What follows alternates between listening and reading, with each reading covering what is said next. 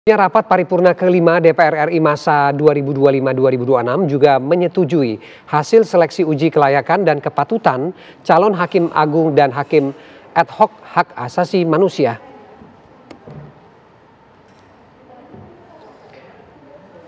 Ketua DPR RI Puan Maharani menerima laporan Komisi 3 DPR terhadap hasil uji kelayakan fit and proper test calon hakim agung dan calon hakim ad hoc HAM pada Mahkamah Agung tahun 2025.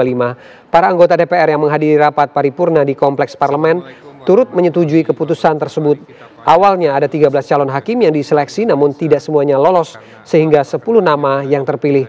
Komisi 3 DPR berhati-hati dalam menyeleksi hakim karena tugas para hakim tersebut menjaga dan menjalankan fungsi peradilan serta hakim merupakan sosok yang disebut sebagai wakil Tuhan.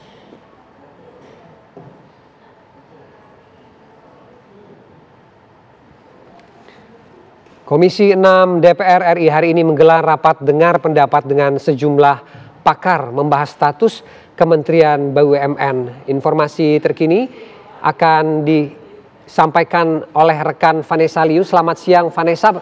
Vanessa, bagaimana berlangsungnya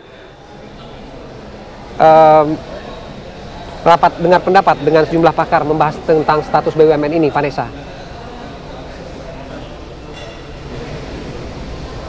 Ya, selamat siang Ferdi dan juga pemirsa. Rapat dengar pendapat umum antara Komisi 6 DPR RI dengan para pakar hukum yang berlatar belakang akademisi hari ini membahas rancangan undang-undang tentang BUMN, di mana salah satu isu utama yang disorot adalah mengenai status organ BUMN.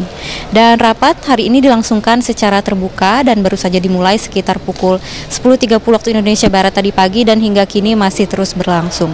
Dan poin utama dari rapat hari ini adalah di mana para pakar menilai adanya ketidakharmonisan antar regulasi, di mana dalam undang-undang yang baru saja disahkan, organ BUMN secara eksplisit disebut bukan sebagai penyelenggara negara, namun antara lain seperti Undang-Undang Keuangan Negara dan Regulasi Pengelolaan Keuangan masih memandang BUMN sebagai bagian dari kekayaan negara.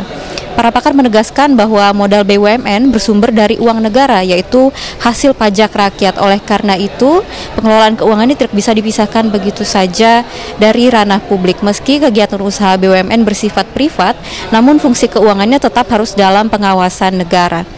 Lalu selain itu, urgensi dari masukan untuk revisi ini menurut para pakar adalah untuk meminimalisir potensi kerugian negara akibat lemahnya pengawasan. Mereka juga menyoroti adanya kebingungan di lapangan baik dari KPK maupun BPK dalam menafsirkan kewenangan pengawasan terhadap keuangan BUMN. Oleh sebab itu, koreksi regulasi ini diperlukan untuk memberikan kepastian hukum. Lebih lanjut, diketahui bahwa para pakar yang hadir hari ini memiliki fokus yang berbeda-beda, mulai dari tata negara, administrasi negara, hingga korporasi. Tetapi pada prinsipnya para pakar ini sama-sama mendorong agar DPR benar-benar melakukan perbaikan substansi dan bukan sekedar formalitas saja. Selain itu, terkait revisi undang-undang ini yang baru berumur 7 bulan, dinilai memang wajar dilakukan jika memang ada dampak negatif yang perlu dicegah sejak awal. Para pakar juga menekankan pentingnya DPR menjaga kualitas pembahasan meski waktu terbatas hanya sampai reses pada 3 Oktober mendatang. Menurut para pakar, kepentingan ini tidak tergolong terburu-buru karena justru revisi yang cepat lebih baik dilakukan.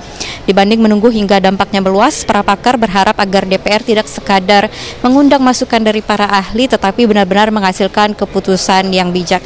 Harapannya kali ini revisi benar-benar dapat memperkuat posisi BUMN sekaligus memastikan akuntabilitas pengelolaan keuangan negara.